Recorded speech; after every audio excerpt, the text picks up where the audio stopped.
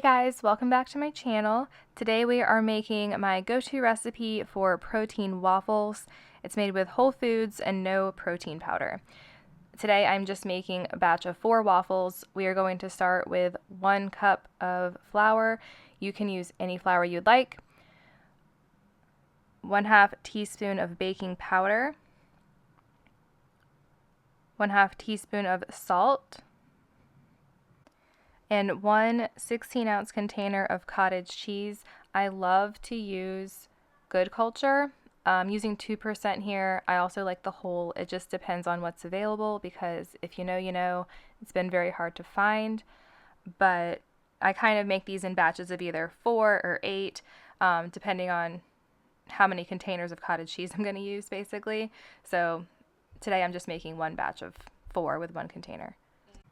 And we are going to go in with 4 eggs. Now, sometimes I will use egg whites, but usually my chickens are producing plenty of eggs, and you can add more flour if it's too wet, but my eggs are smaller than most. And last but not least, 1/2 teaspoon of vanilla extract. I'm going to put the lid on and we are going to blend these up, and I will always go in and scrape down the sides just because I want to make sure that the cottage cheese is completely mixed in.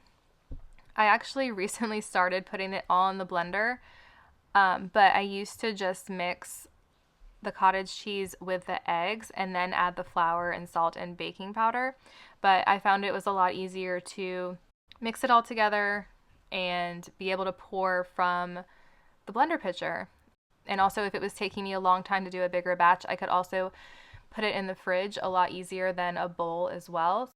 What's also funny is I usually put the cottage cheese in first, and today I did the flour, but I had to mix the bottom to make sure it was fully combined.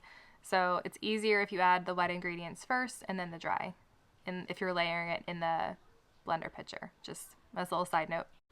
So super easy to go ahead and make the waffles. You can also use the same recipe to make pancakes. I prefer waffles just because I got this waffle maker and I'm obsessed with it. It's got the ceramic plates. It is 8 inches across. So I just put a little bit of oil on the waffle maker first, and then I will just pour the batter and let it cook. Very simple and easy. So like I said, this makes 4 waffles for the size of waffle that I'm making right here. Just is going to depend on your waffle maker and the size of it. But for me, it basically makes 4 waffles perfectly with this recipe, and that's just what I do.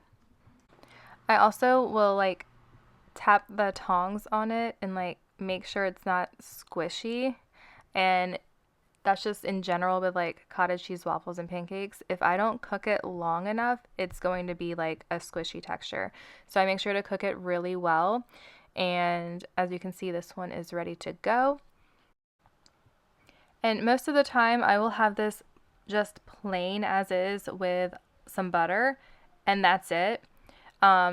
This is actually a really quick lunch. I do freeze them, but this is a really quick lunch for me to just pull out and warm up on a busy school day, or as a snack. It could also be a snack, but here I'm going to show it completely done up with butter and my favorite maple syrup and some blueberries, so if I want the full out waffle experience. But usually this is it, just with butter.